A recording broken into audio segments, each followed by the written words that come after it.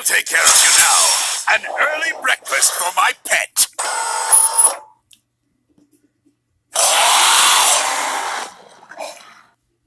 Okay, so we're on the verge of rescuing Princess Elise from Dr. Eggman again, but before that we have to conquer the very first boss of the game. Ladies and gentlemen, this is the Egg Cerberus, which only has one head, so the name is kind of misleading, to be perfectly honest. But anyway, what you have to do here is, it's actually a pretty simple boss fight, a bit drawn out to be honest, but you have to wait until the Egg Cerberus stops dashing like an idiot and gets tired. Yes, the machine gets tired.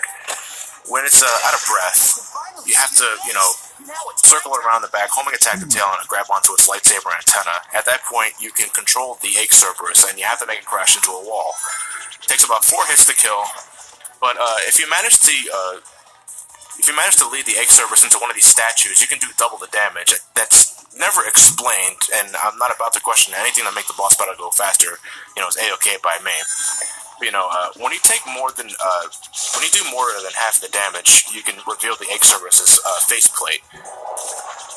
And whoa, okay, I don't know how I did that, ladies and gentlemen. That is the homing attack fucking up on me, and now I'm on the second level of the arena, which you're not supposed to be able to get up to here.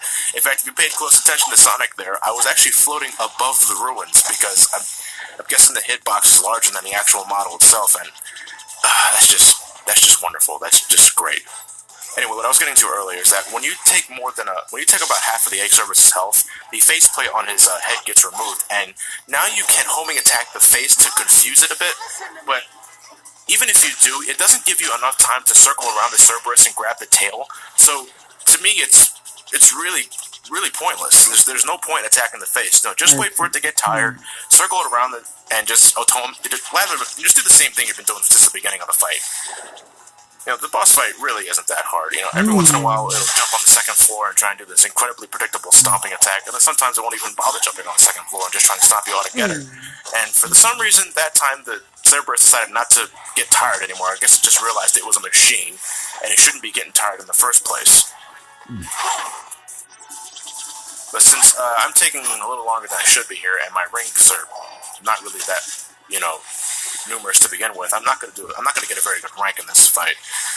There's actually the more health you take from the Cerberus, the more disobedient it becomes when you're grabbing the antenna. Sometimes you're heading towards the wall and it does a sharp 180. I won't let you get away. Like I was saying, sometimes it does like a sharp 180, and you have to steer it a little more accurately. It's not a really big deal. It really isn't. No problem. And, since I didn't really, it took a little too long there because I glitched my way up to the second floor of that.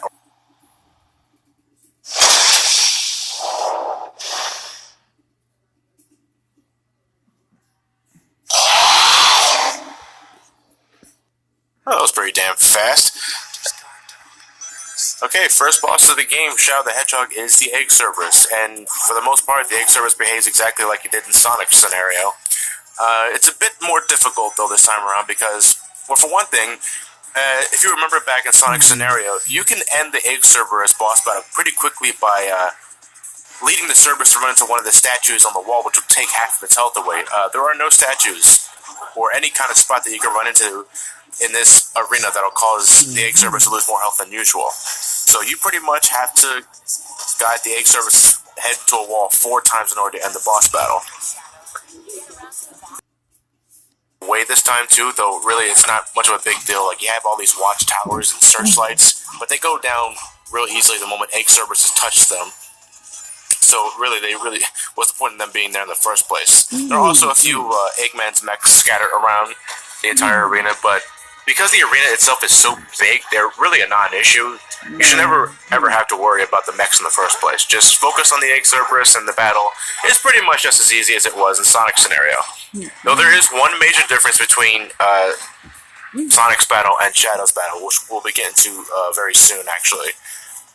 Well, for right now, though, I have to wait out for the Cerberus to do a stomp attack. So until then, you can probably take your anger out in the mooks if you want to, or you can just, avoid them entirely.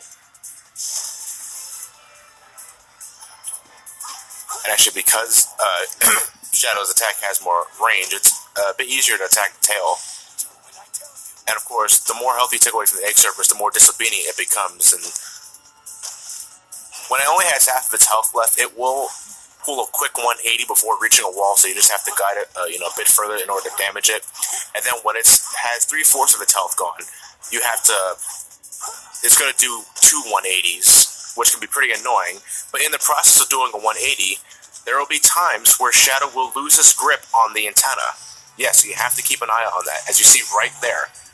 That's the one difference between Sonic and Shadow's story, that Shadow sometimes will lose his grip on the antenna, and you have to homing attack your way back onto the antenna. And it can be pretty damn wonky if you don't know what you're doing. There have been plenty of times where I've accidentally, I lose grip on the antenna, and I'm trying to homing attack back on, but nothing's happening. I end up falling down, and I have to do it just prolongs the battle by 30 seconds, and it's kind of annoying, to be perfectly honest. Other than that, though, that's pretty much the only difference between Sonic and Shadow.